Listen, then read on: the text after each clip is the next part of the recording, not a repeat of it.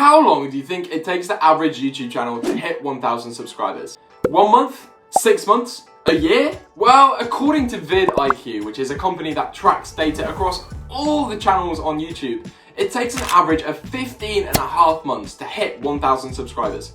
Almost a year and a half of hard work. However, I did this in just over 5 months, and as a result, I made this plaque to celebrate. But if I knew what I knew now, I feel like I could hit 1,000 subscribers even faster. So today, I'm going to share with you all the 4 mistakes that when you stop making, you will finally hit 1,000 subscribers. As always, the timestamps are on screen and they're down below in the description, but that's enough hanging around. Let's get right into it. Now, the first mistake is a little bit weird because I only realized that I was making it one day when I was getting ready to go for a run. So, as somebody that is pretty keen into running and wanting to improve their 5K time, I was researching all the different methods of how I could go faster. So that's why I want to introduce you to this thing here. This is called a runner's loop. And I want you to take a guess at what it actually does. Now, apparently, this is the best way of tying your shoes if you want to go faster. And this is because, apparently, it reduces the amount your ankle moves. So as a result of this, you get injured less often and can keep running kind of in the most aerodynamic way possible. Now, it might sound a little bit silly, but I spent at least 10 minutes a day trying to perfect this runner's loop in the hope that I would be going way faster than ever before. So after each time I did this runner's loop, I ran out of time to do any stretching, have any sort of proper pre-race kind of nutrition, and then by the end I even had to cut short some of my longer runs. Now that's where we run into the first mistake. Now I was spending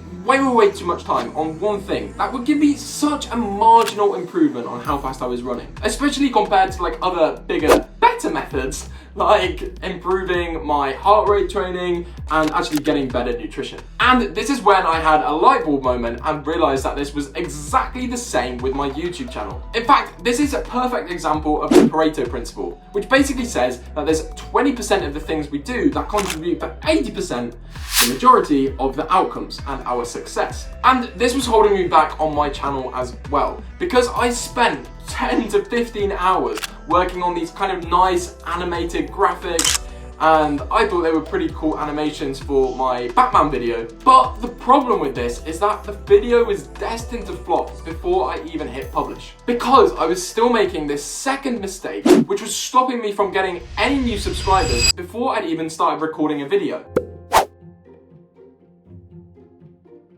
To understand this, I want to tell you something that might upset a lot of you. When I was growing up, everybody would always tell me, don't judge a book by its cover.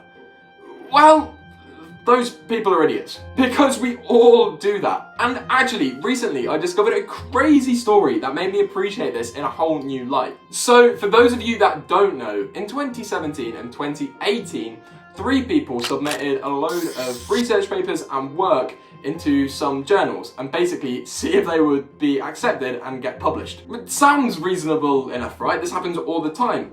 But this research was bogus. It was fake, it was untrue, and actually it was probably a little bit too harmful for me to talk about on this channel. The point is, all of this was a hoax.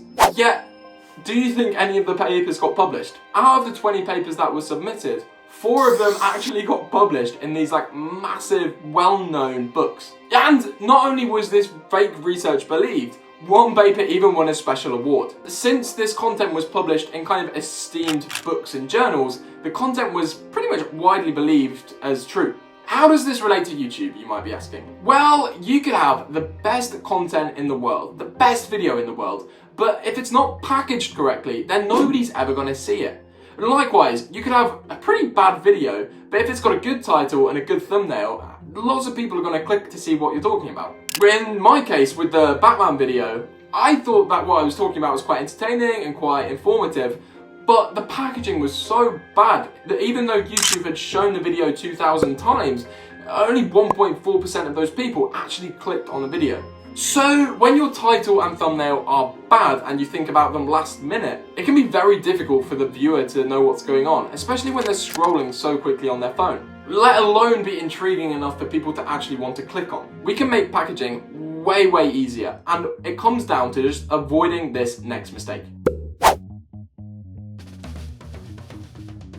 So to work on how we can make titles and thumbnails more interesting, I want you to think of YouTube like a sandwich. Let me explain. I really like sandwiches and I want to make a business that sells them to people. But the problem is, if I do this and if I'm like 90% of other people, I'll make one of two mistakes.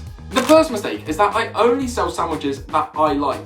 So nobody's going to want to buy them because they're not interested in them. And the second mistake is that I'm not actually selling the sandwiches themselves. I might sell some sort of experience where people come and watch me eat the sandwich, or I'll be selling merchandise of the sandwich. In both cases, the mistake is that I'm putting way too much emphasis on myself. So when you have an interest in life, sandwiches, or in this case, YouTube, we can see on a scale from hobby to business. And we can also use a scale of me and you, which lines up on the first scale we had like this. So the mistake that most people make with YouTube and I guess sandwich making is that they put too much emphasis on themselves. So because of this, you're treating YouTube more like a hobby than a business. And whilst it's fine to have hobbies, these are quite selfish. And not many people make money, or indeed even help people from hobbies. This is only through businesses. So with YouTube, you'll see that the videos that I have that perform the best follow this rule to a T. And when I design the packaging, so the titles and the thumbnails, around trying to give value to other people rather than focusing on me, then this is the kind of content that people click on more. I mean, look at this title, for example. Would you still have clicked on this video if I called it How I Got 1,000 Subscribers? Probably not, right? But we've now come to the final mistake, which I think is probably the most important one that you avoid. Because not only will it help you hit 1,000 subscribers fast, it's also my game plan of how I'm going to hit tens of thousands and eventually hundreds of thousands of subscribers too. So to start with, I want to give you a question, and I want you to think about it really deeply. So whether you're an aspiring YouTuber, somebody that's always wanted to start a channel, or you just like hearing the sound of my own voice, how many different things do you think you need to be good at if you want to get success on this platform? Well, I can guarantee that you're forgetting at least one of these. Because to succeed on YouTube, you need to be good at scripting, lighting, sound, filming, editing, graphic design, data analysis, market research, crash listing, ideation, time management. I mean, that's just 11 things, and I'm sure I'm missing some crucial things out as well. The point is, there are so many things that you need to be good at if you want to succeed on YouTube. And the problem is, like any sort of other business, when we're starting out, oftentimes we're relying on ourselves to do everything. And to really accelerate your YouTube growth, you need to be leveraging the power of compounding. And basically what that means is you want to be making each video slightly better than the last. And to do this, we need to treat YouTube like a gym. So if you go into a gym, you don't want to be lifting the same weights each and every time, because from that, your body is not going to have any sort of resistance and you're not going to get stronger. You need to make things a little bit harder each time you go so that you kind of get stronger and more fit over time. This is called progressive overload. And we can apply this principle to YouTube as well. So each video, you want to be trying to push yourself as much as possible. Try out a new editing technique, try out a new storytelling technique in your script. Basically, don't get complacent. And to be better at all of these things, you need more time. But time management is something that most of us struggle with. We don't have the energy or we've got other commitments. So you need to find a really easy method to start managing your time better. And to do that, you need to watch this video. So I'll see you there.